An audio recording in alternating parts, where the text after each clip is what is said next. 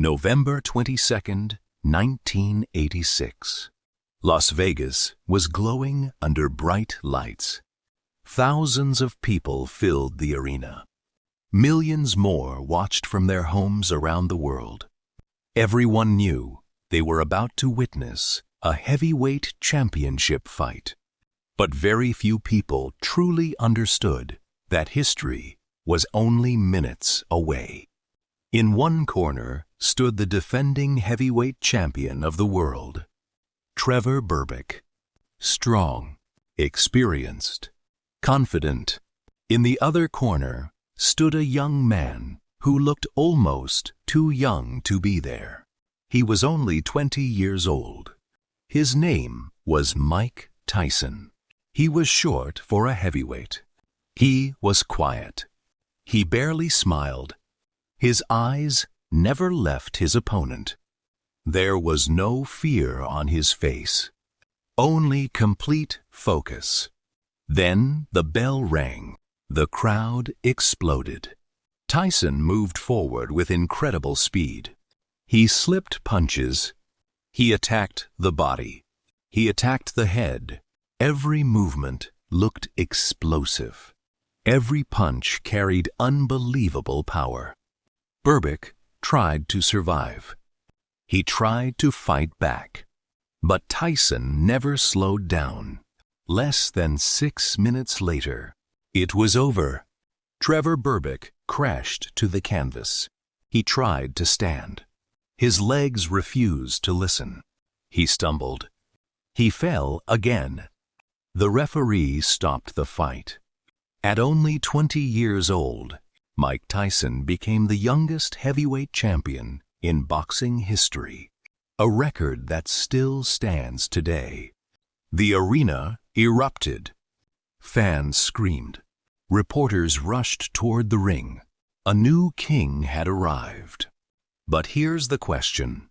How does a frightened little boy, a child who was bullied almost every day, a boy who grew up surrounded by crime, violence, and poverty, become the most feared boxer on the planet? How does someone who was arrested again and again before becoming a teenager rise to the very top of the sporting world? And perhaps the biggest question of all, what happens after you reach the highest mountain faster than anyone else? Today's story is not only about boxing. It is about pain. It is about discipline. It is about fear. It is about confidence. It is about success. And it is about the heavy price that often comes with fame. Welcome to StorySpeak English. If you're learning English, you've chosen a wonderful story. As you listen, you will naturally improve your vocabulary, your pronunciation, and your listening skills. Don't worry if you don't understand every single word. Simply relax. Listen carefully. Follow the story. Your brain will learn naturally through context. That is one of the best ways to improve your English.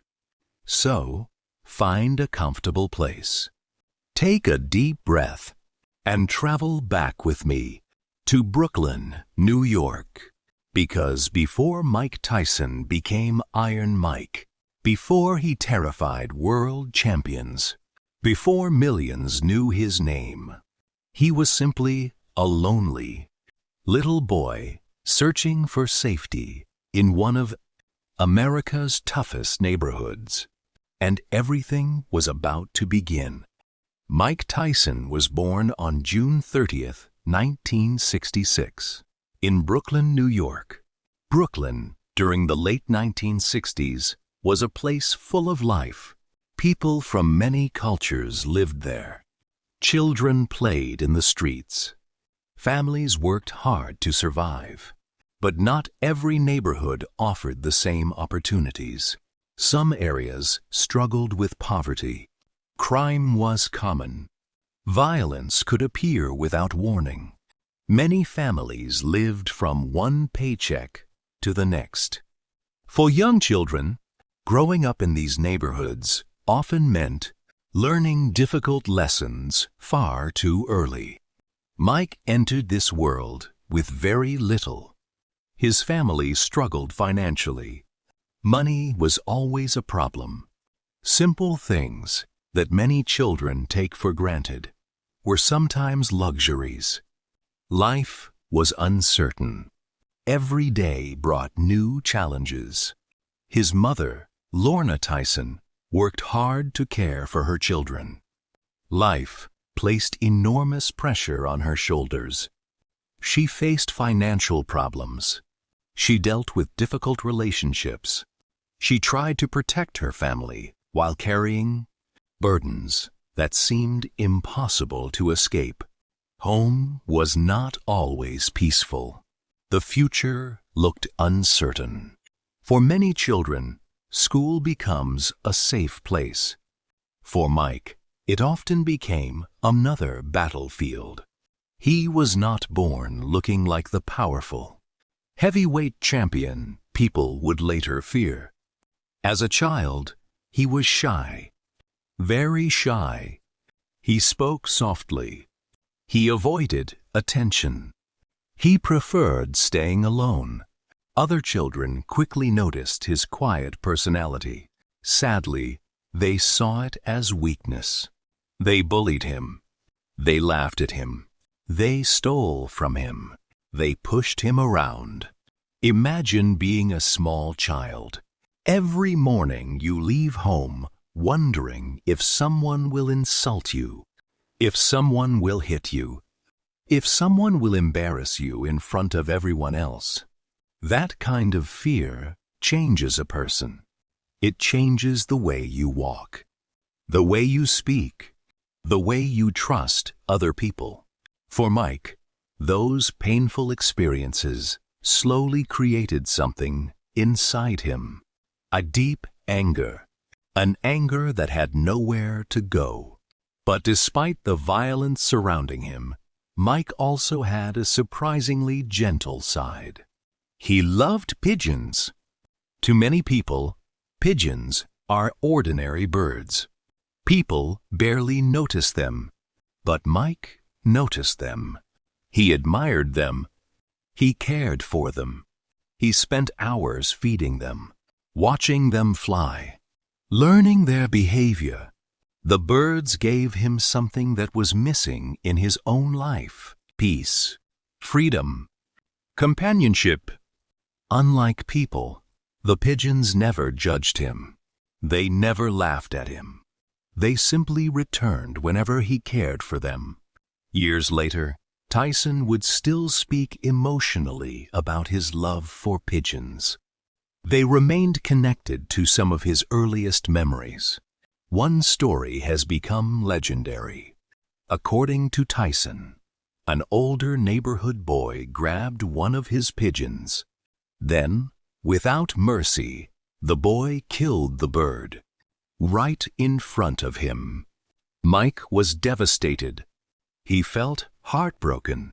Then something unexpected happened. Instead of crying, instead of running away, he fought back. For perhaps the first time in his young life, he allowed his anger to explode. That moment did not magically transform him, but it revealed something hidden inside him: a fierce determination, a willingness to fight when something truly mattered.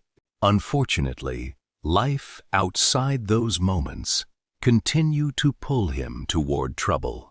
The streets offered dangerous lessons.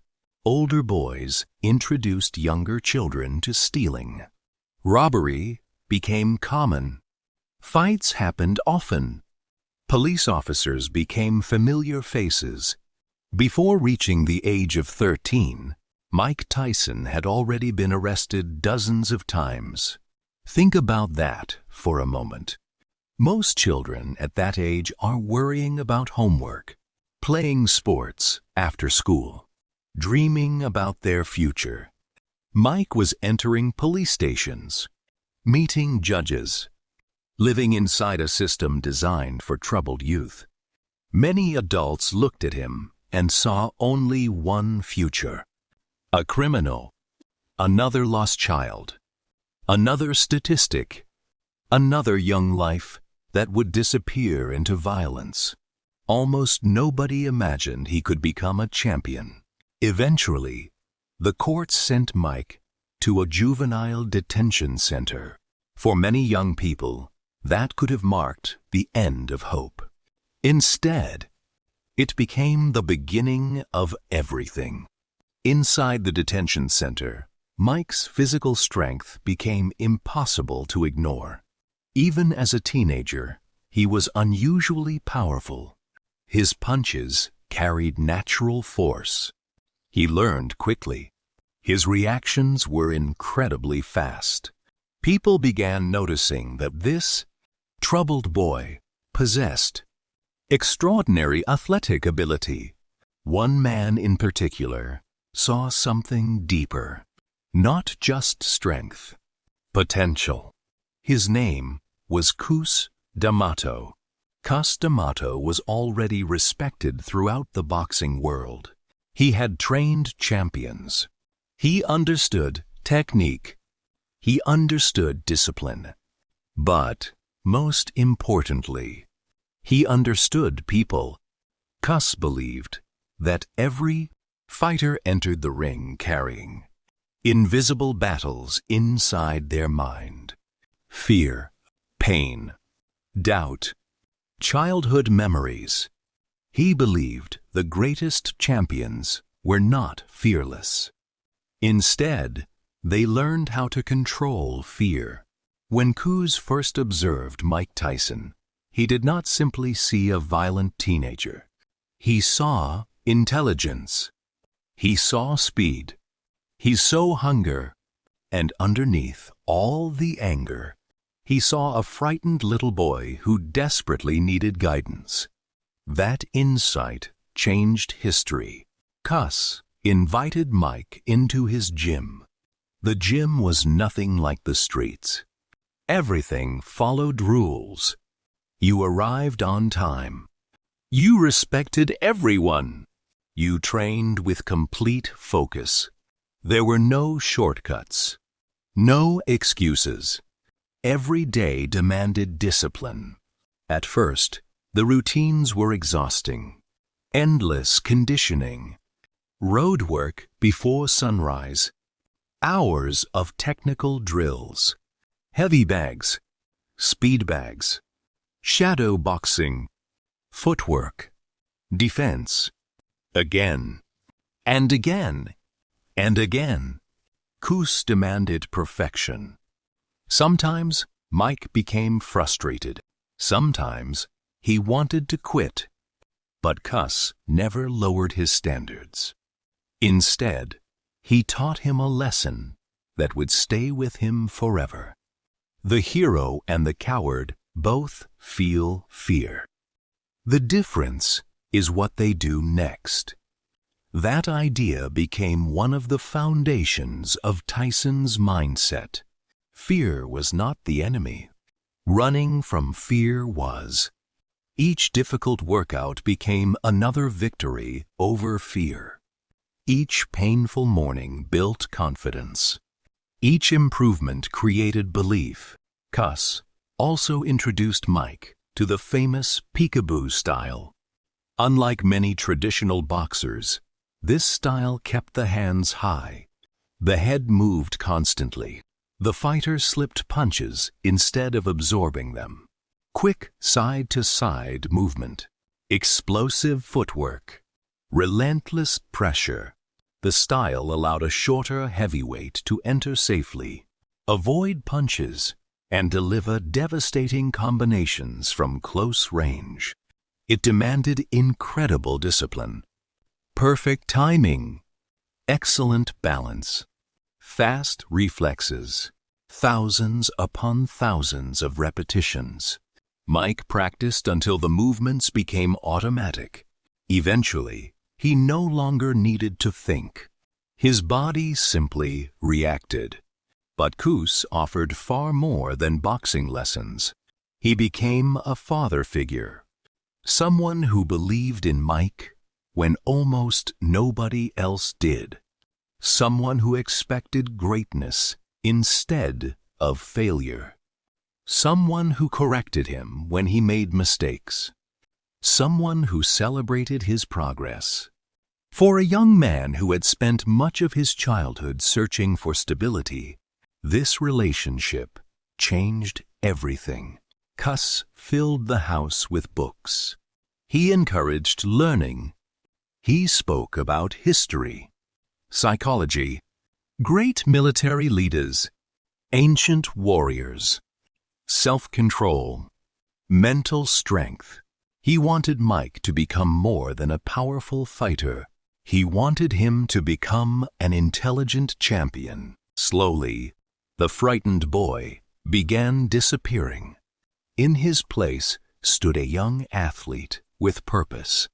His confidence grew. His discipline became stronger.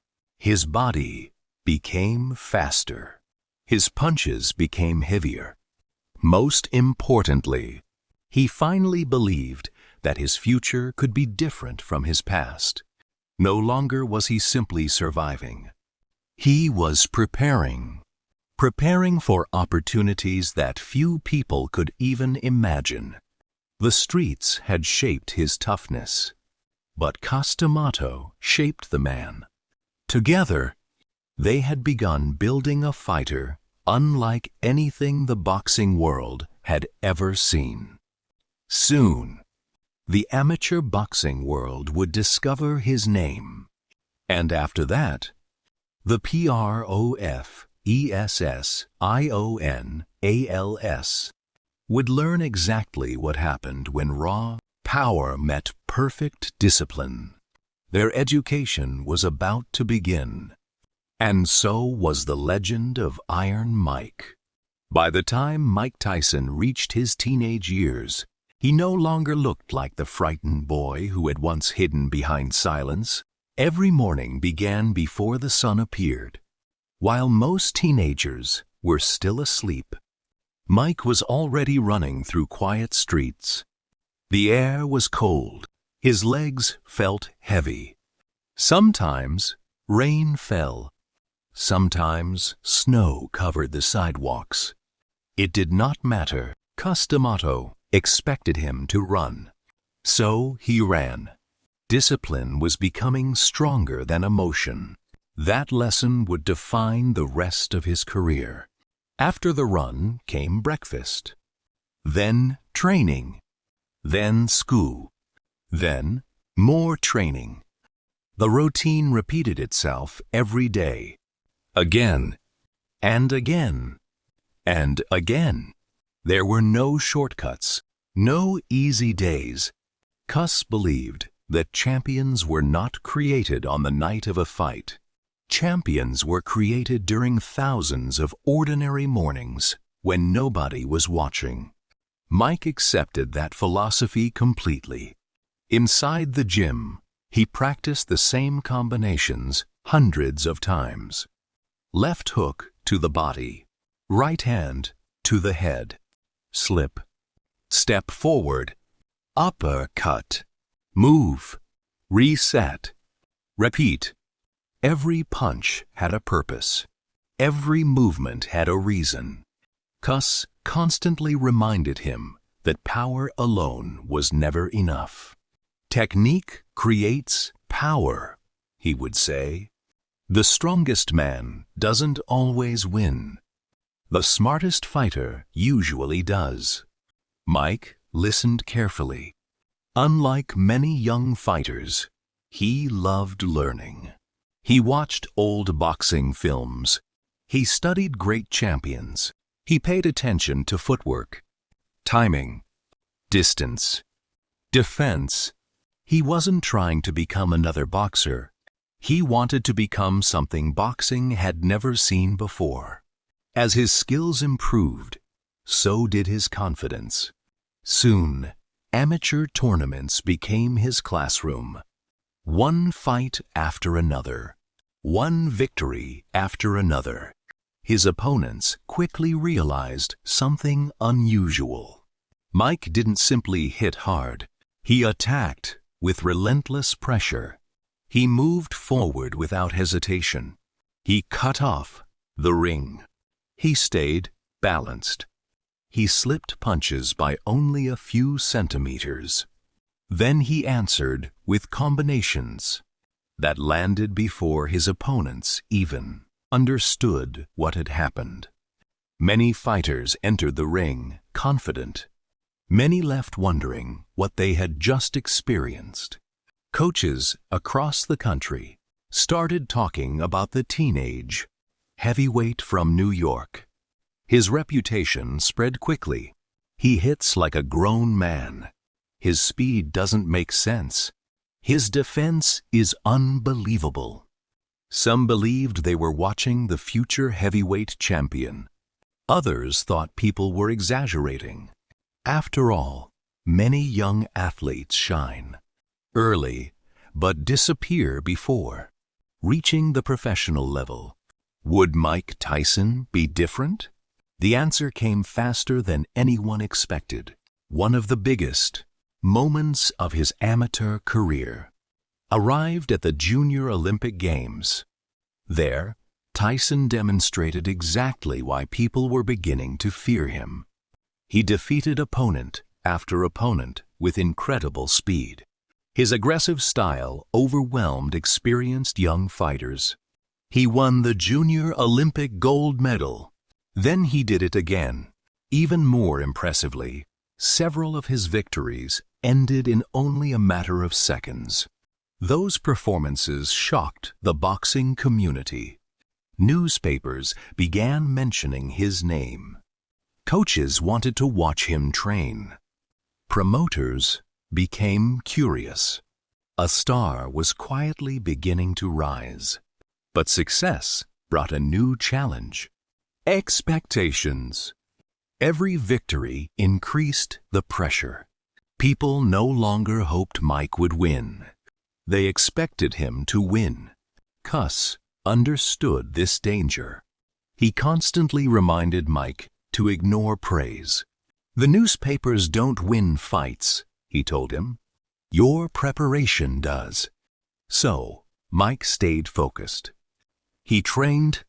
He studied. He improved. Then came another major step. Professional boxing. Turning professional meant everything changed. The opponents became older, stronger, more experienced. Many had spent years fighting dangerous men. Some believed the young Tyson would finally be exposed. After all, he was still a teenager. Professional heavyweights were supposed to dominate inexperienced fighters. Instead, the opposite happened. On March 6, 1985, Mike Tyson stepped into a professional boxing ring for the very first time. His opponent was Hector Mercedes. The excitement surrounding Tyson had already begun. Reporters arrived. Fans whispered his name. Everyone wanted to know one thing. Was the hype real? The answer came quickly. Very quickly. Tyson attacked immediately. He closed the distance. He threw combinations with frightening speed. Mercedes tried to survive. But Tyson's pressure never stopped. Less than 2 minutes later, the referee ended the fight. Technical knockout.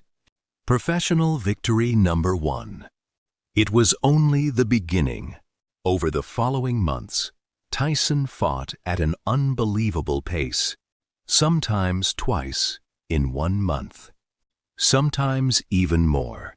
Each fight looked strangely similar. The bell rang. Tyson exploded forward. His opponent tried to hold him back. Then came the combinations.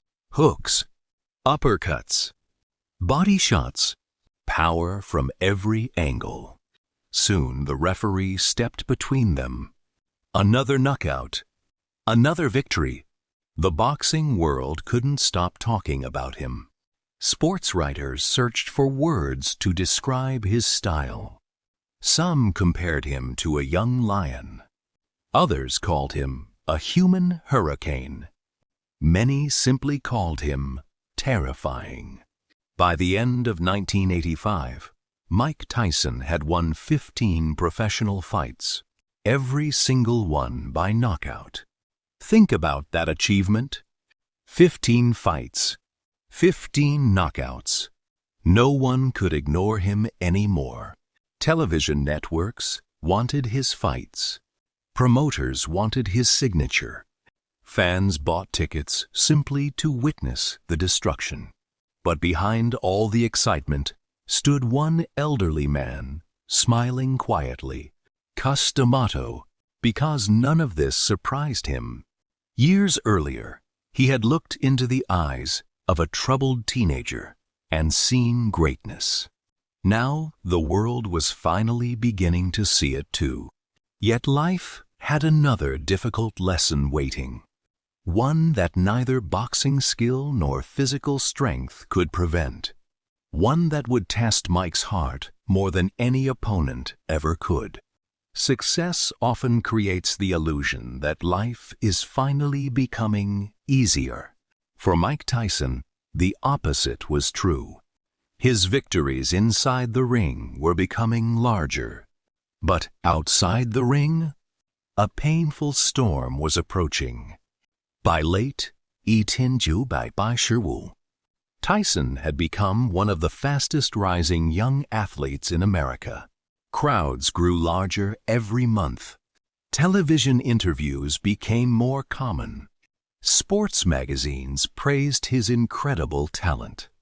Many experts believed a world championship opportunity was only a matter of time. It seemed that every dream Cus D'Amato had imagined was slowly becoming reality. But Cus himself was growing weaker. He was getting older. His health had begun to fail. The man who had once spent endless hours shouting instructions inside the gym now moved more slowly. He still watched every training session. He still corrected every mistake. But his body was no longer as strong as his spirit. Mike noticed the changes. He tried not to think about them. Deep inside, he knew the truth. The man who had rescued him from the streets would not be with him forever. For Tyson, this thought was unbearable. Cus wasn't simply a trainer. He was family. He had opened his home. To Mike, he had given him structure, belief, purpose. When almost everyone else expected Mike to fail, Cus expected him to become champion. That kind of faith changes a person's entire life. On November 4th, 1985, everything changed. Cus D'Amato passed away at the age of 77. Mike Tyson was only 19 years old. The news shattered him. Friends later described Tyson as heartbroken. He had lost the person who believed in him before anyone else did. The person who had seen a champion hidden inside a frightened child. For a young man who had already experienced instability throughout childhood, this loss felt enormous. He later admitted that he cried deeply, not because he feared boxing, but because he feared life. Without Cus, many people expected Tyson's career to collapse. Some believed the emotional pain would destroy his focus. Others wondered if he would ever become the fighter everyone predicted. How could he continue without the man who had built him? The answer came from something Cus had repeated for years: discipline, responsibility, preparation. Cus had spent nearly every day preparing Mike not only to win fights, but also to survive without him. He understood that one day he would be gone, So he built habits instead of dependence. Those habits now became Tyson's greatest strength. Kevin Rooney, one of Cus D'Amato's trusted students, continued working closely with Mike. The system remained the same. The peekaboo style remained the same. The demanding training remained the same. But emotionally, nothing was the same. Each victory now carried sadness. Each success reminded Tyson of the person who could no longer celebrate beside him. Still, he kept winning, knockout after knockout. The victories became faster. The punches became sharper. His confidence grew stronger. Some people thought Tyson was becoming fearless. In reality, he was carrying grief into every fight. Perhaps that grief became fuel. Perhaps every punch honored the memory of Cus. No one can know exactly what Tyson felt every second he entered the ring. But one thing became clear. He refused to let Cus's dream die. Every fight moved him one step closer to the heavyweight championship. The boxing world could now sense something extraordinary. The division had seen powerful punchers before. It had seen skilled technicians before, but rarely had it seen someone who combined explosive athleticism, disciplined technique, relentless aggression, and unshakable belief in such a complete package. Promoters knew history might be approaching. Journalists began asking a fascinating question. Could this 19-year-old truly become the youngest heavyweight champion the world had ever seen? Many veterans dismissed the idea. They argued that heavyweight boxing demanded years of experience. Young fighters made mistakes. Champions punished mistakes. Tyson, however, was not developing like ordinary fighters. He was improving almost every month. His confidence wasn't based on arrogance. It was built on preparation. Thousands of rounds, thousands of drills, thousands of sacrifices. Everything pointed toward one destination, a world title fight. And although Cus D'Amato would never stand in Tyson's corner again, his voice still echoed in Mike's mind. Fear is your friend. Stay disciplined. Believe in yourself.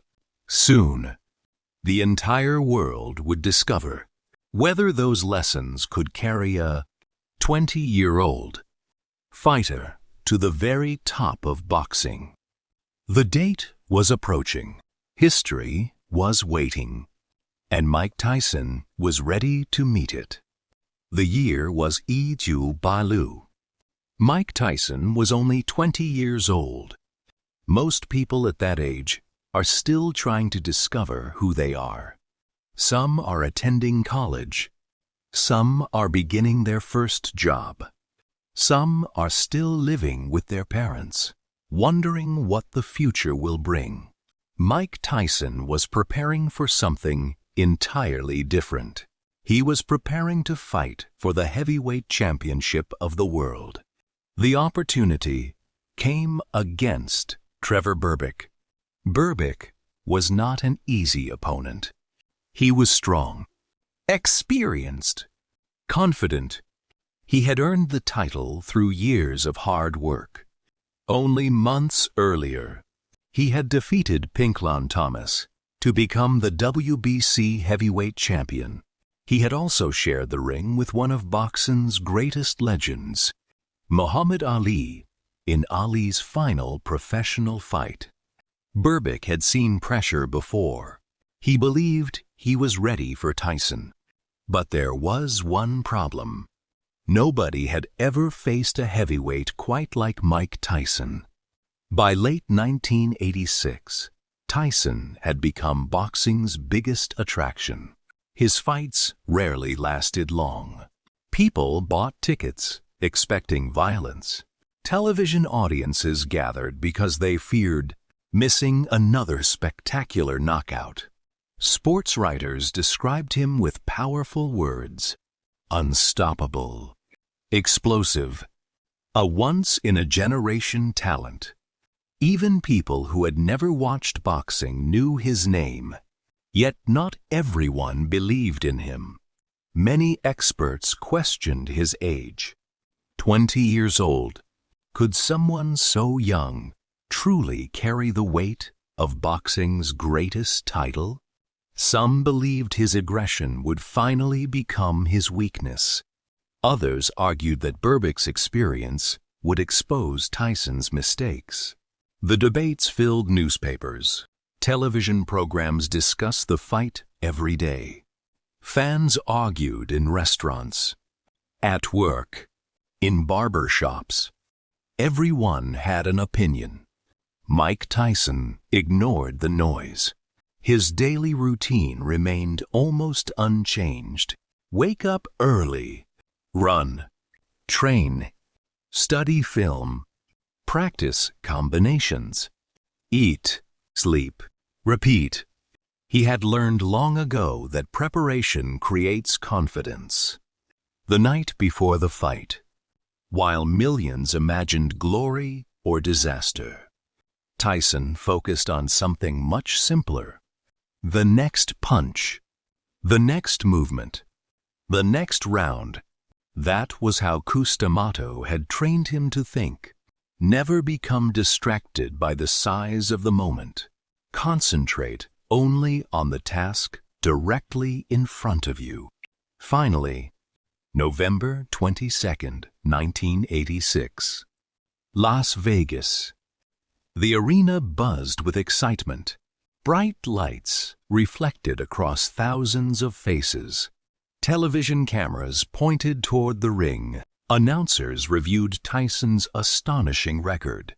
Young, fast, powerful, dangerous. Across the ring stood Trevor Berbick. He looked calm. Experienced champions often know how to hide their emotions, but everyone understood the challenge before him. Tyson entered the arena wearing a simple black robe. No bright colors, no unnecessary decoration, just black. The image was unforgettable. His expression remained serious. He did not smile. He barely looked at the crowd. His attention belonged to one person, Trevor Berbick. Many fans later admitted they felt nervous simply watching Tyson walk toward the ring. His confidence seemed almost supernatural. The introductions ended. The referee explained the rules. The fighters touched gloves. The bell rang. Immediately, Tyson exploded forward. He did not waste time studying his opponent. He attacked. His head moved constantly from side to side. Berbick threw punches. Most missed. Tyson slipped under them with incredible precision. Then came the counterattack. A left hook to the body. A right hand upstairs. Another hook. An uppercut. Each punch arrived before Berbick could fully recover from the previous one. The champion tried to create distance. Tyson refused to give him space. Round after round, the pressure increased. The audience could feel the momentum changing. Berbick fought bravely. He refused to surrender. He threw combinations. He clinched. He attempted to slow the pace. Nothing worked. Tyson kept advancing. His punches sounded different. Heavy, sharp, violent. Commentators struggled to keep up with the action.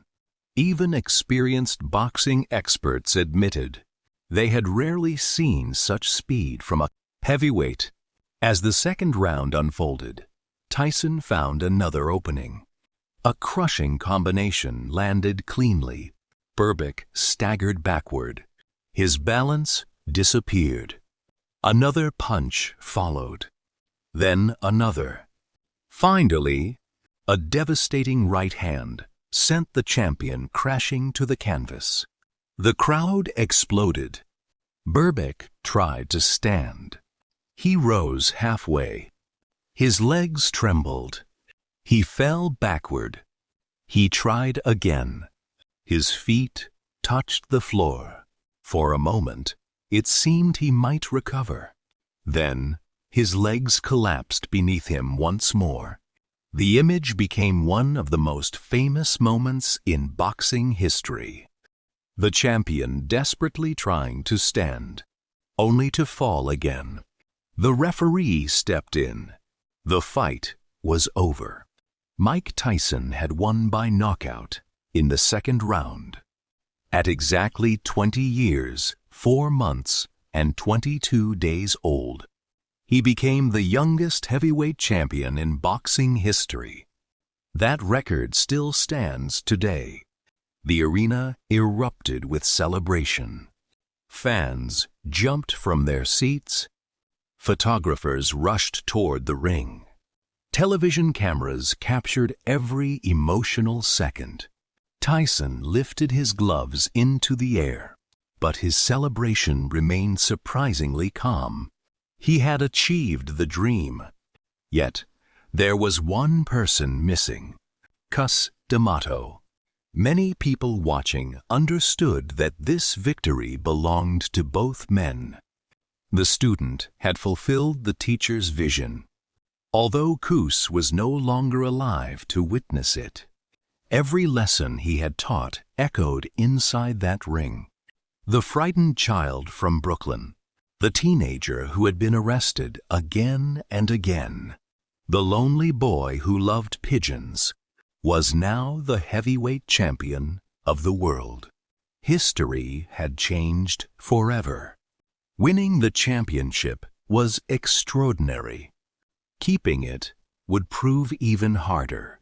The moment Mike Tyson became champion, he stopped being the hunter.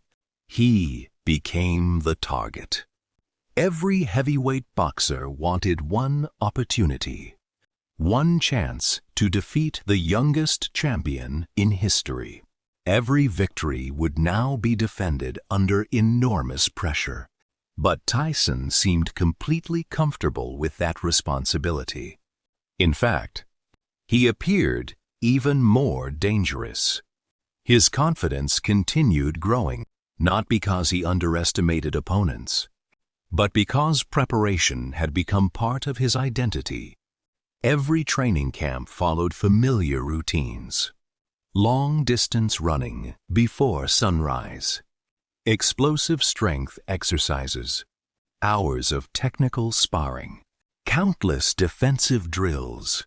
Tyson believed hard work removed uncertainty. The harder he trained, the calmer he felt. Soon the title defenses began. One challenger after another entered the ring, believing they possessed the perfect strategy. Stay away. Use the jab. Move constantly. Avoid Tyson's power. On paper, the plans looked intelligent. Inside the ring, everything changed. Tyson's speed shocked them. Heavyweight fighters simply were not supposed to move that quickly. His footwork cut off escape routes.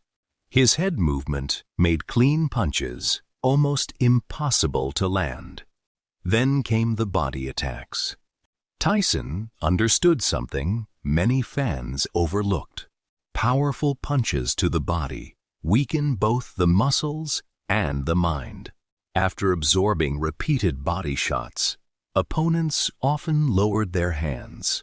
That single mistake opened the path to Tyson's devastating hooks and uppercuts. One by one, champions fell. Former champions, top contenders, experienced veterans. Many fights ended before audiences had fully settled into their seats. People started arriving earlier to boxing events because they feared missing another first-round knockout. Television producers faced an unusual problem. They had prepared hours of programming. Sometimes, Tyson finished his work in less than 3 minutes. Reporters searched for explanations. How could someone dominate world-class athletes so completely? The answer involved much more than strength. Tyson possessed remarkable timing. He recognized tiny openings. He anticipated reactions before they happened. His combinations flowed naturally. Every movement connected to the next. It resembled a carefully rehearsed dance, except every step carried enormous power. Outside the ring, however, another transformation was taking place. Mike Tyson was becoming a global superstar.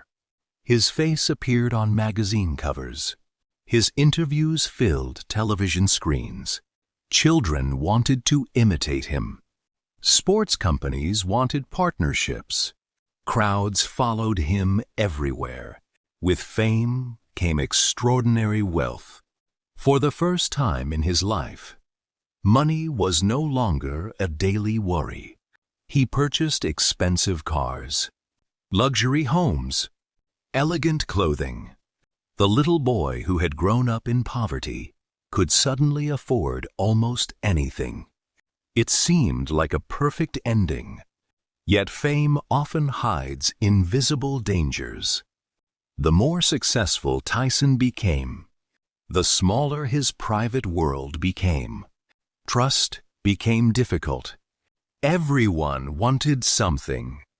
Business opportunities, photographs, autographs, money, attention. The quiet young man who once found peace watching pigeons now lived under constant public observation. Every decision attracted headlines. Every mistake became international news. Inside the ring, Tyson looked fearless.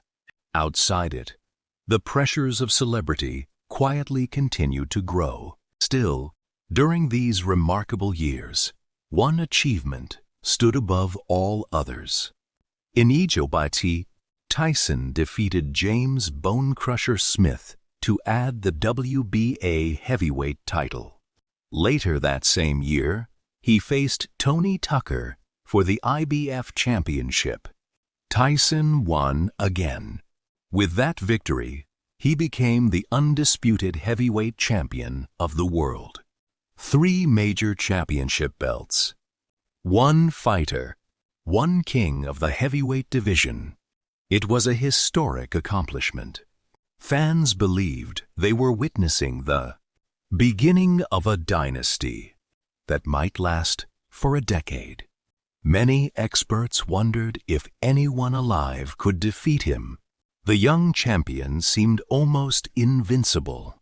Power, speed, discipline, confidence, youth.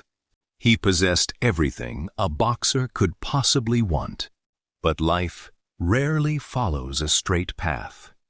The same young man who had conquered every opponent inside the ring was about to face battles that could not be solved with punches, battles involving fame, relationships, money, loyalty, temptation, and choices that would change the course of his life forever. Sometimes, the greatest opponent is not standing in the opposite corner of the ring. Sometimes, the greatest opponent is the person staring back at you in the mirror. By the late 1980s, Mike Tyson was no longer just a boxer. He had become a global phenomenon. Wherever he traveled, crowds gathered. Children wanted to shake his hand. Reporters followed him through airports. Television cameras waited outside hotels. His name appeared on magazine covers across America, Europe, Asia, and beyond. For millions of people, Mike Tyson represented pure power. He was the heavyweight champion of the world, the undisputed king of boxing, the man nobody wanted to face. Success brought extraordinary rewards. Tyson earned millions of dollars. Money flowed into his life faster than he had ever imagined. The boy who had once worried about having enough food now owned luxury cars, expansive jewelry, designer clothes, and enormous houses. It was a dream that seemed impossible only a few years earlier, but wealth can solve some problems, while creating entirely new ones. As Tyson became richer and more famous, the people around him began to change. Some genuinely cared about him. Others cared only about what he could provide. It became harder to know who was a true friend, who was loyal, who simply wanted money, who wanted fame. For someone who had spent much of his childhood searching for love and stability, these questions were deeply painful. The people surrounding a successful athlete often shape important decisions, sometimes for the better, sometimes for the worse. Tyson's inner circle was changing. The disciplined environment that Cus D'Amato had created no longer existed. Cus had insisted on structure, regular training, careful financial decisions, self-control. Now that guiding voice was gone. Without Cus, Tyson had far more freedom. Freedom can be a wonderful gift, but without discipline, freedom can slowly become a trap. Around this time, Tyson met actress Robin Givens. She was successful, beautiful, well-known in Hollywood. The relationship quickly attracted enormous public attention. Newspapers covered every detail. Television programs discussed their romance almost every day. Fans were fascinated. The couple married in February 1988. Many people hoped Tyson had found happiness outside the boxing ring. But the marriage soon became troubled. Arguments grew more frequent. The pressure of constant media attention made private problems very public. Both Tyson and Givens later described the relationship in dramatically different ways, and many details remain disputed. What is clear is that the marriage became increasingly unhappy. Eventually, they separated after only a short time, and their divorce was finalized in 1989. The emotional impact on Tyson was significant. He later spoke openly about feeling confused, angry, and emotionally lost during this period of his life. At the same time, another important relationship was falling apart. Kevin Rooney, the trainer who had continued Cus D'Amato's system after Cus's death, was no longer working with Tyson. Rooney had understood Tyson's unique fighting style. He knew every small detail of the peekaboo system. He demanded discipline. He corrected mistakes immediately. Without Rooney, many boxing experts noticed subtle changes. Tyson still won. He still possessed incredible speed. He still frightened opponents, but his movements became slightly less precise. His defense became less disciplined. His training camps became less consistent. Small changes are difficult to notice at first, but over time, small changes become large problems. Outside the ring, Tyson's lifestyle also became more complicated. Late nights, constant travel, business meetings, celebrity events, television appearances. The quiet rhythm of training that had once defined his life was becoming harder to maintain. The champion who had once lived almost entirely for boxing now faced countless distractions every single day.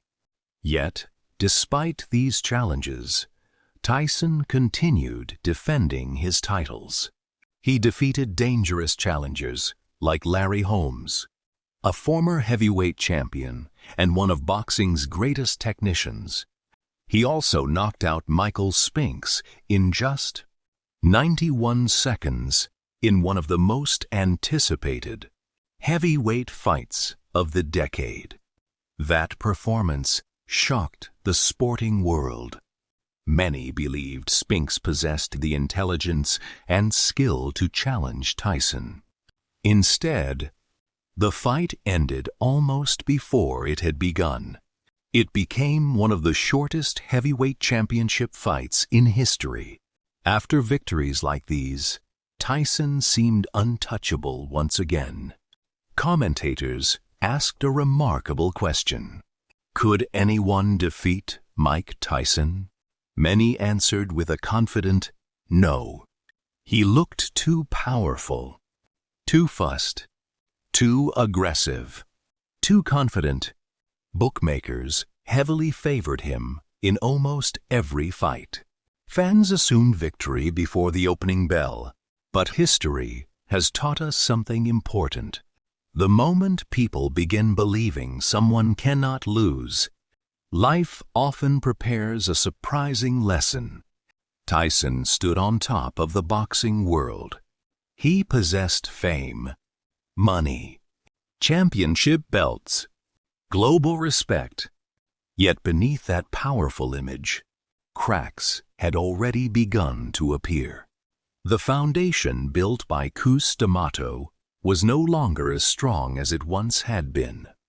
The storm was approaching. Very few people noticed it. Almost nobody believed it could happen. But one quiet, determined challenger from another part of America was preparing for the opportunity of his lifetime. His name was James "Buster" Douglas, and he was about to change boxing history forever. The year was 1990. Mike Tyson entered the new decade carrying an extraordinary professional record. He had defeated champion after champion. He had collected the WBC, WBA, and IBF heavyweight titles. He had become one of the biggest sports stars on earth. Most experts considered him unbeatable. His next fight appeared to be another routine title defense. The opponent? James "Buster" Douglas. Douglas was a talented boxer. He had good size, a strong jab, excellent technical skills, but his career had been inconsistent. He had already suffered several defeats. Very few people believed he could defeat Mike Tyson. Sports writers predicted another easy Tyson victory. Some newspapers barely discussed Douglas at all. The betting odds were astonishing. Depending on the sports book, Tyson was roughly a 40-1 favorite. That meant almost nobody expected Douglas to win. Even many boxing fans treated the fight as little more than a warm-up before Tyson's next big event. The fight took place in Tokyo, Japan. Far from the bright lights of Las Vegas, far from Tyson's usual surroundings, Douglas arrived carrying something far more powerful than public expectations.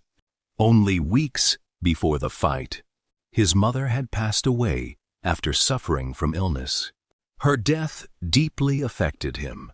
Many people wondered whether grief would weaken his performance. Instead, it strengthened his determination. Douglas later explained that he wanted to honor his mother's memory. He entered the ring with extraordinary focus. Tyson also entered confidently, perhaps too confidently. Some observers later questioned whether his preparation had been as disciplined as it had been during his earlier championship years. Tyson himself has acknowledged in later interviews that his training and focus were not always at their best. During that period, when the opening bell rang, something unexpected happened. Douglas refused to be intimidated. He stood his ground. He used his long jab beautifully. Again and again, the punch landed on Tyson's face. It interrupted Tyson's rhythm. It forced him to reset. Round after round, Douglas boxed with intelligence. He stayed calm. He moved well. He refused to panic. Tyson searched for openings, but they were much harder to find than usual. For perhaps the first time in years, the champion looked frustrated. Still, Tyson remained dangerous. One punch could change everything. Late in the 8th round, he proved it. A powerful uppercut sent Douglas crashing to the canvas. The crowd held its breath. Was this the end? Douglas lay on the floor. The referee counted. 1, 2, 3. Douglas took a deep breath. 4, 5. He gathered his strength. 6, 7, 8. He stood up. The fight continued. Many champions would have become cautious after surviving such a knockdown. Douglas did the opposite. He grew even more confident. He continued using his jab. He combined it with sharp combinations. Tyson absorbed punishment that fans had never imagined possible. His face showed signs of fatigue. His movement slowed. Then came the 10th round. Douglas landed a clean uppercut. Tyson staggered. Another combination followed. Then another. Finally, Tyson fell. The heavyweight champion of the world was on the canvas. The referee counted. Tyson struggled to rise. He even searched desperately for his mouthpiece, trying to place it back into his mouth before standing. The image became one of the most unforgettable moments in boxing history. The count continued. Tyson could not beat it. The referee waved his arms. The fight was over. James "Buster" Douglas had done the impossible. The undefeated champion had been defeated. Inside the arena, many people stood in complete silence. They could hardly believe what they had witnessed. Television commentators struggled to find words. Around the world, sports fans reacted with shock. Many consider it one of the greatest upsets in the history of professional sports. For Tyson, the loss meant much more than surrendering championship belts. It forced him to confront a painful truth. Talent alone is never enough. Even the greatest champions are vulnerable. Even legends can fall. That night in Tokyo ended one extraordinary chapter of Mike Tyson's life. But it did not end his story. In many ways, the hardest battles had only just begun.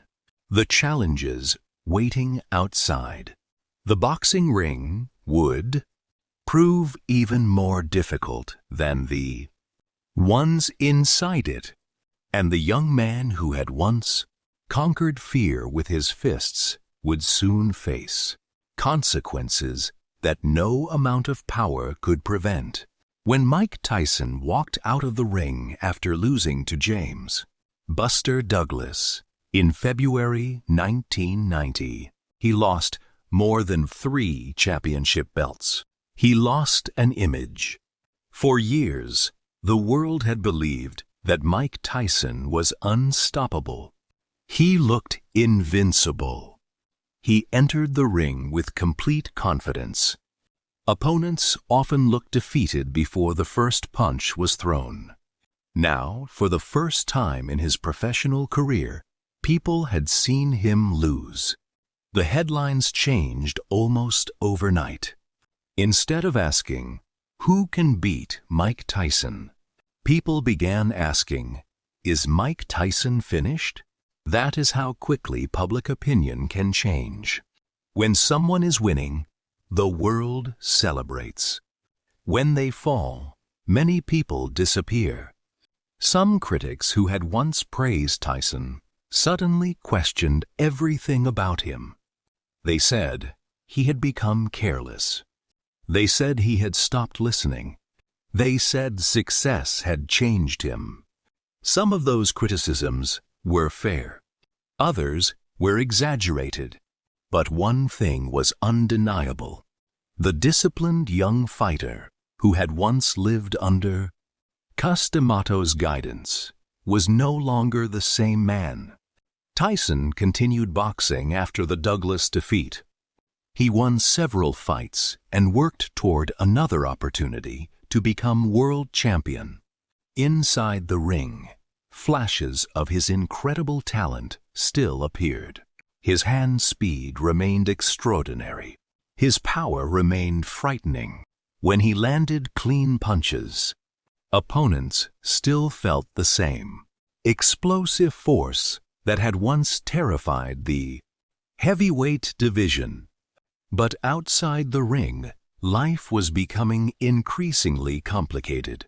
Fame had placed Tyson under a microscope. Every interview became news.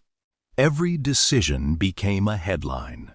Every mistake spread across newspapers and television programs around the world. Unlike ordinary people, Tyson could not make a private mistake. Everything happened in public. Then came the darkest chapter of his life. In July 1991, Tyson met an 18-year-old contestant participating in the Miss Black America pageant in Indianapolis. The encounter later led to a criminal accusation of rape. Tyson maintained that the encounter was consensual, while the woman said it was not. The case quickly became one of the most closely watched legal stories in America. Television crews gathered outside the courthouse every day. Newspapers published new reports almost constantly. People argued passionately. Some believed Tyson was innocent. Others believed he should be held fully responsible. The courtroom became the place where evidence was presented. Witnesses testified, and lawyers argued both sides before a jury. After the trial, in February 1992, Tyson was convicted of rape and related charges. He was sentenced to 6 years in prison, with the possibility of release after serving part of that sentence for good behavior. The verdict shocked the sports world. Only a few years earlier, he had stood on top of boxing. Now, he was entering prison. Imagine how dramatic that change was. One day, you are one of the most famous athletes on earth. Your picture appears on magazine covers. Crowds cheer your name. The next, the heavy prison gates close behind you. Everything changes. Your daily routine, your freedom, your future. For Tyson, prison became something he had never expected. Time slowed down. There were no championship fights, no roaring crowds, No flashing cameras, no championship belts, only long days with time to think. And sometimes, thinking can be the hardest challenge of all. Tyson later spoke about this period with surprising honesty.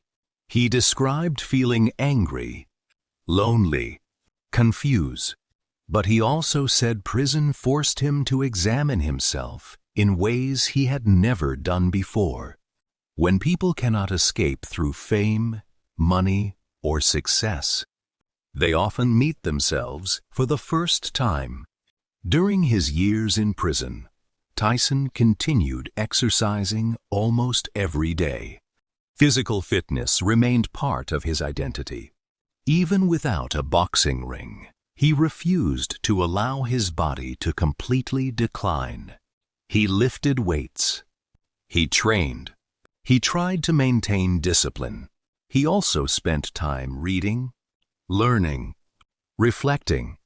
One of the most significant changes during this period was his growing interest in Islam. While in prison, Tyson studied the religion, spoke with Muslim inmates, and eventually embraced Islam. For him, it became part of a personal search for meaning and direction. Different people viewed this decision in different ways. Some believed it represented genuine spiritual growth. Others remained skeptical. Only Tyson himself truly knows how deeply that experience affected him. What is certain is that prison changed him. Not into a perfect person, not into a completely different person, but into someone who had experienced both extraordinary success and devastating consequences.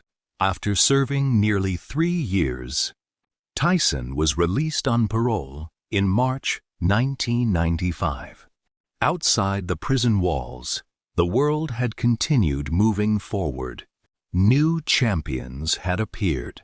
The heavyweight division had changed. Young fighters who once watched Tyson on television were now competing themselves. Many experts believed Tyson's career was over. Some argued that 3 years away from professional boxing was simply too long. Others believed age, stress, and prison had permanently damaged his abilities. Fans wondered the same thing. Could Iron Mike return?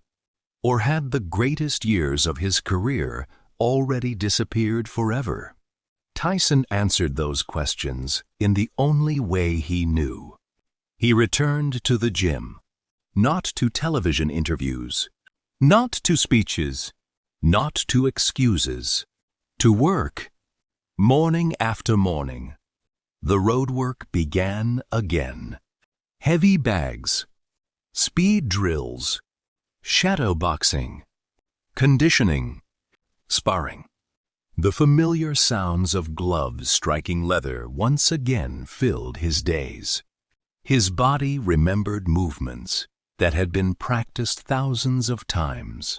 The peekaboo style, the slipping, the explosive combinations, the pressure. Some things had changed. Others had never left him. When Tyson announced his return to boxing, excitement spread across the sporting world. People wanted to know whether they were about to witness one of the greatest comebacks in history, or whether they would simply watch a former champion trying to relive the past. Nobody knew the answer. Not the journalists, not the promoters, not even Mike Tyson himself. But one thing was certain. The next chapter of his life would be just as dramatic as everything that had come before. The world was about to discover whether a fallen champion could rise again, or whether some defeats leave scars that never truly disappear. When Mike Tyson walked out of prison in March 1995, cameras followed his every step. It seemed as if the entire world had been waiting. Some people welcomed him back. Others believed he should never box again. The opinions were deeply divided. But there was one question everyone wanted answered. Could Mike Tyson still fight? 3 years had passed since he had entered prison. 3 years is a very long time in professional sports. New champions had appeared. Young boxers had become stars. The heavyweight division no longer revolved around Tyson. For the first time in many years, he was not the center of the boxing world. He had to earn his place again. That challenge excited him. Only weeks after his release, Tyson returned to the gym with remarkable determination.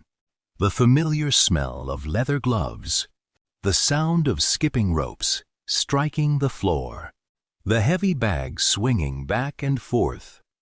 These were things he had missed every single day. Training was no longer just preparation for a fight. It became therapy. A chance to rebuild his confidence. A chance to silence the doubts inside his own mind. His trainers immediately noticed something encouraging. The speed was still there. The explosive power had not disappeared. His reflexes remained sharp, but something else had changed. He was older, more experienced. His body had endured years of punishment. He could no longer rely only on youth and natural athleticism. He needed patience, discipline, strategy. In August 1995, Tyson stepped into the ring for his first fight after prison. His opponent was Peter McNeely. The atmosphere inside the arena felt electric. Fans filled every seat. Television audiences reached millions. People were not simply watching a boxing match. They were watching history continue. Would Iron Mike still be Iron Mike? The answer came quickly. The opening bell rang. Tyson moved forward with familiar aggression. His punches exploded through the air. McNeely tried to attack, but Tyson's combinations overwhelmed him almost immediately. The fight lasted less than 2 minutes before McNeely's corner entered the ring to stop the contest. Mike Tyson had won. The comeback had officially begun. The victory was short, perhaps too short. Critics argued that McNeely had never been a serious test. They wanted to see Tyson against elite competition. Tyson understood that. He continued training, continued improving, continued chasing the championship belts he had once owned. Over the next year, he defeated several opponents, gradually proving that he remained one of the most dangerous heavyweights in the world. Then came another historic opportunity. In March 1996, Tyson faced Frank Bruno for the WBC Heavyweight Championship. Bruno knew Tyson well. They had fought before. He understood Tyson's speed and power. This time, Bruno hoped experience would help him succeed. For several rounds, he boxed intelligently. He used his jab. He stayed disciplined. But Tyson's relentless pressure slowly broke through. By the third round, Tyson's combinations became too much. The referee stopped the fight. Mike Tyson was once again heavyweight champion of the world. The crowd celebrated wildly. Many believed the old champion had returned. Only months later, Tyson fought Bruce Seldon for the WBA heavyweight title. Again, his explosive power overwhelmed his opponent. Again, he won by knockout. Again, he stood at the top of the heavyweight division. The comeback seemed complete. From prison, back to champion. It sounded almost unbelievable. But life rarely repeats itself exactly. Although Tyson had regained championship belts, he was no longer the same young man who had conquered. The division in the 1980s, the boxing world had changed. The opponents had changed, and Mike himself had changed. His aggression remained. His courage remained. But the calm discipline that Cus D'Amato had built so carefully was not always present anymore. Sometimes frustration replaced patience. Sometimes emotion replaced strategy. These small differences would soon become very important, because another man was waiting. A man unlike any Tyson had ever faced. His name was Evander Holyfield. Many people underestimated Holyfield. They believed he was too old, too slow, too worn down after years of difficult battles. But Holyfield possessed something statistics could never measure: an unbreakable spirit. He refused to fear Tyson. While many opponents entered the ring already defeated in their minds, Holyfield entered believing he could win. That belief would change boxing history once again. The first fight between Mike Tyson and Evander Holyfield took place on November 9, 1996. Most experts predicted a Tyson victory.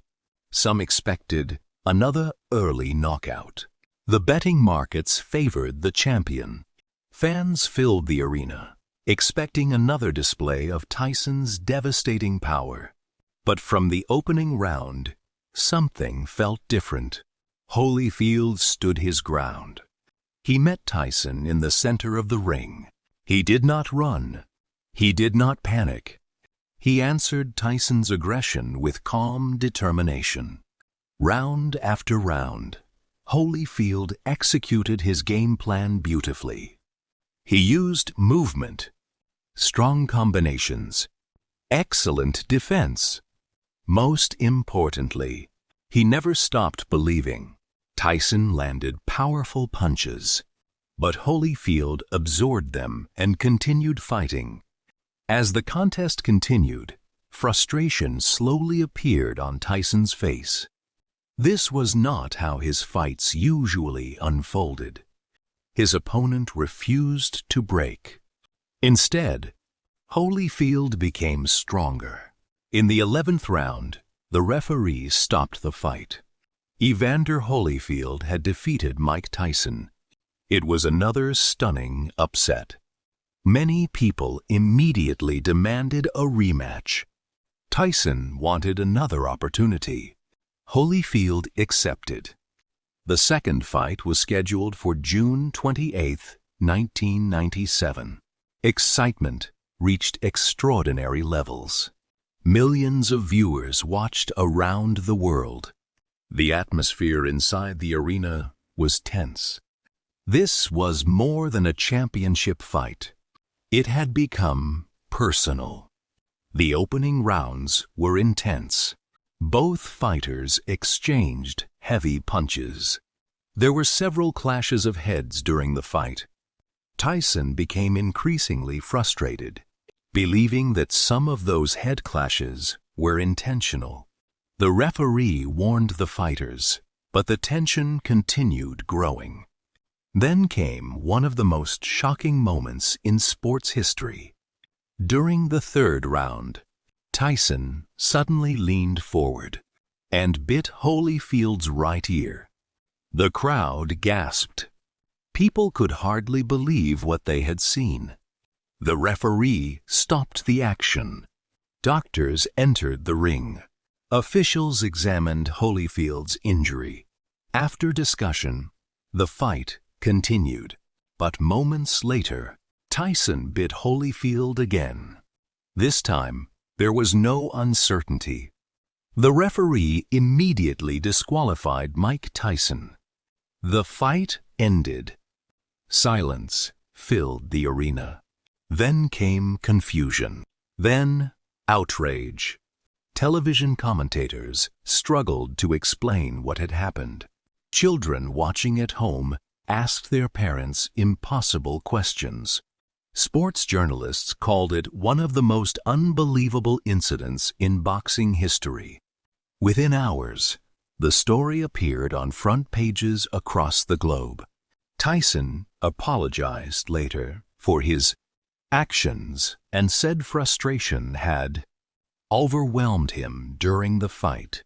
The Nevada State Athletic Commission suspended his boxing license and fined him heavily. His reputation suffered enormous damage. Many fans who had admired him felt disappointed. Others continued supporting him, believing that one terrible decision should not erase everything he had accomplished. The debate continues, even today, but one fact remains clear. That single moment changed the public image of Mike Tyson forever. For years, people remembered not only his championships, not only his knockouts, but also one emotional decision made in only a few seconds. Sometimes, a lifetime of success can be overshadowed by one unforgettable mistake.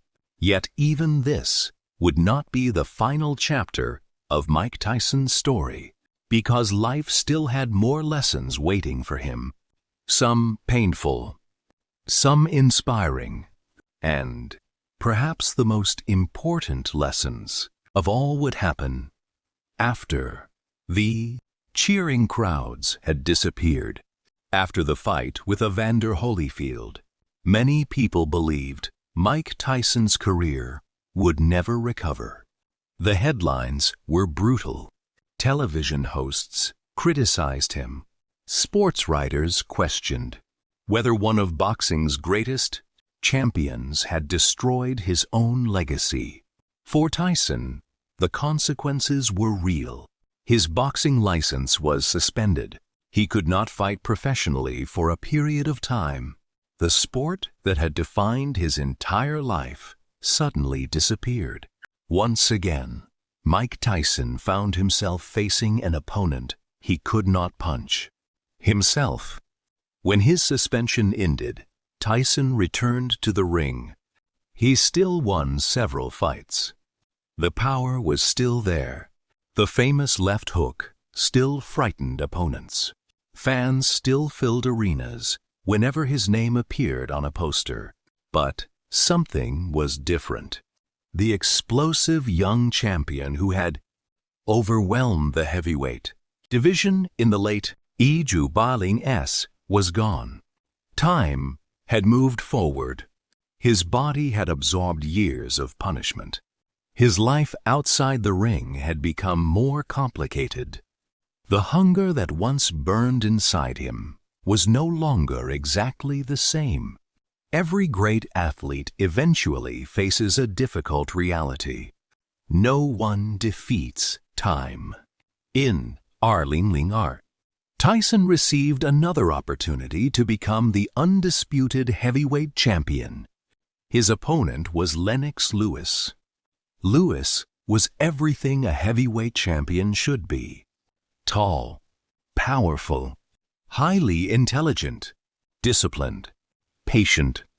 Many experts considered him the best heavyweight in the world. The fight became one of the biggest sporting events of the decade. Millions watched. The atmosphere was electric. Tyson entered the ring with determination. He knew opportunities like this did not come often. He attacked aggressively during the early rounds, trying to close the distance before Lewis could establish his long jab. For brief moments, fans saw flashes of the old Iron Mike. Quick head movement, explosive combinations, relentless pressure. But Lennox Lewis remained calm. He used his reach. He controlled the distance. He refused to fight Tyson's fight. Round after round, Lewis slowly took control. Finally, in the 8th round, Lewis landed a powerful right hand, followed by another clean punch. Tyson fell to the canvas. The referee counted. The fight was over. Lennox Lewis remained champion. For Tyson, the defeat marked the end of one dream. He would never again fight for the undisputed heavyweight championship. He continued boxing for a few more years. But the results became increasingly difficult. Victories were less frequent. The body that had once exploded with endless energy began showing signs of exhaustion. Then came another painful truth. Despite earning hundreds of millions of dollars during his career, Tyson experienced serious financial problems. By 2003, he filed for bankruptcy. Many people could not believe it. How could someone who had earned so much money lose almost everything? The answer was complicated.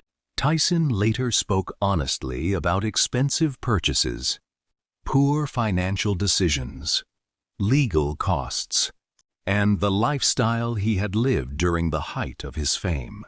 Luxury cars, huge houses, jewelry, exotic animals. He once famously owned pet tigers. His life had become larger than almost anyone could imagine. But enormous income does not guarantee lasting wealth. Without careful planning, even fortunes can disappear.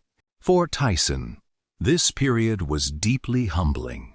He had experienced the highest highs. Now he was facing another difficult low. Many people would have given up.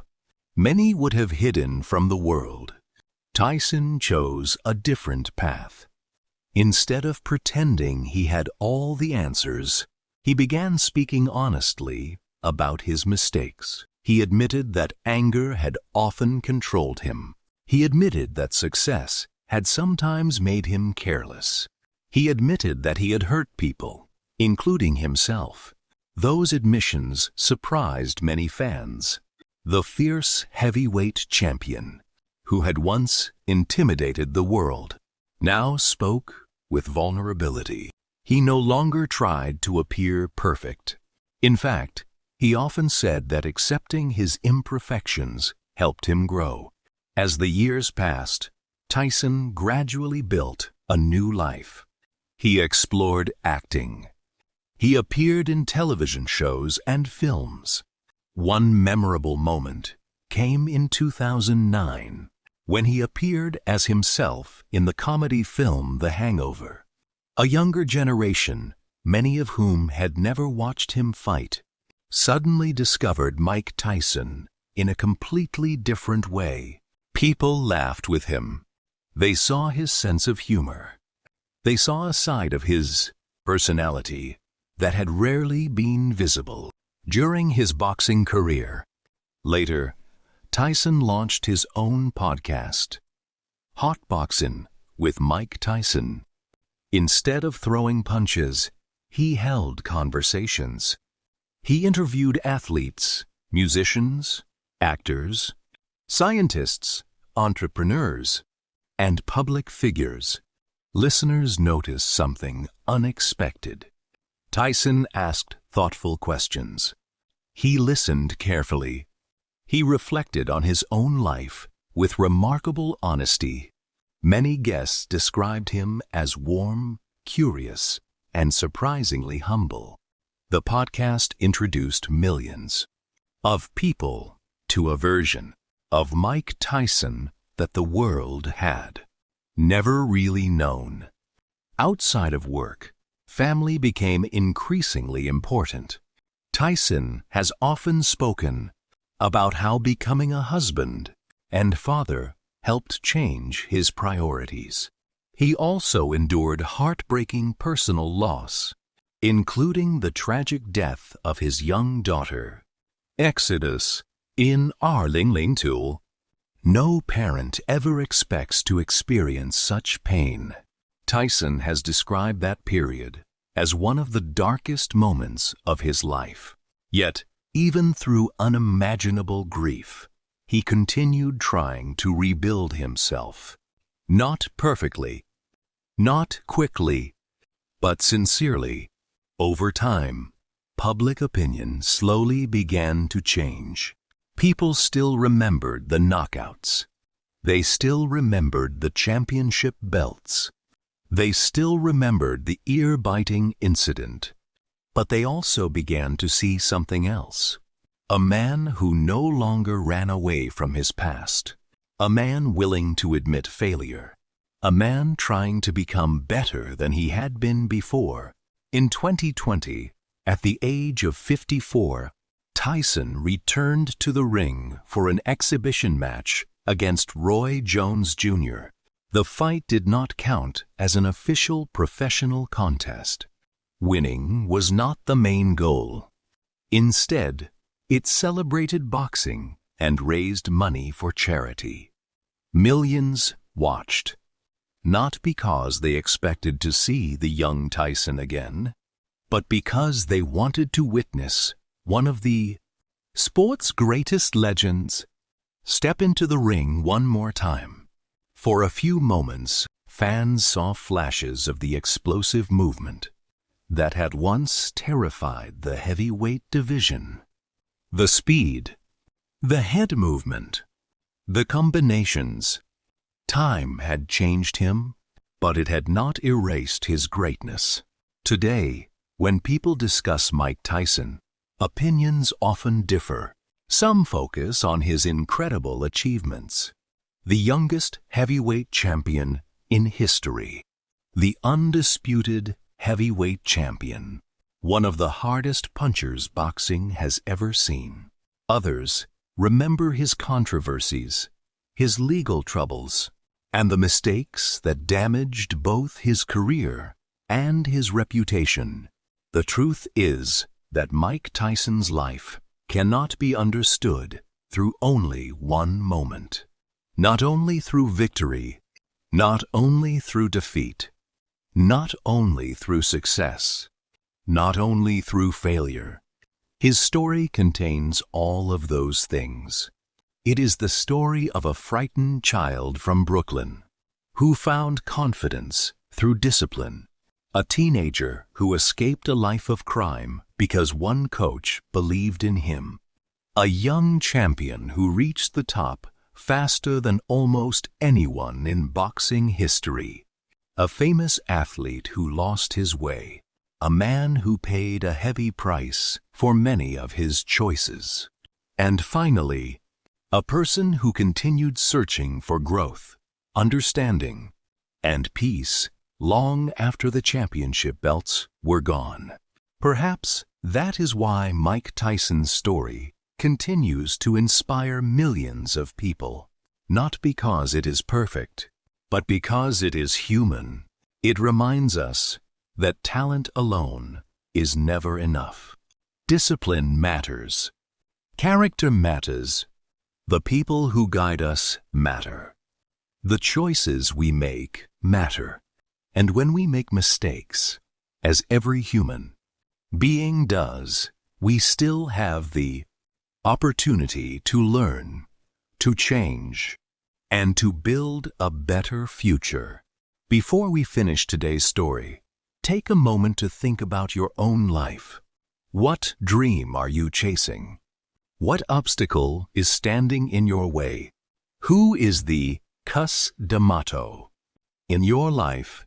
The person who believes in you when you struggle to believe in yourself? And if you haven't found that person yet, remember something even more important. Sometimes you must become that person for yourself. Believe in your potential. Work when nobody is watching. Learn from your failures instead of hiding from them. Stay disciplined even when motivation disappears. because the path from fear to greatness is never easy. But as Mike Tyson's extraordinary journey shows us, it is possible. Thank you for spending this time with StorySpeak English.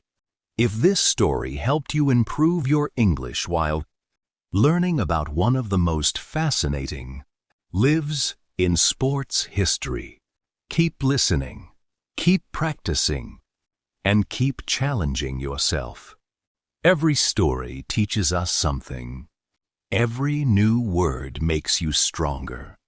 And every day you continue learning, you move one step closer to becoming the person you dream of being. Until next time, keep listening, keep learning, and never stop believing in your own story.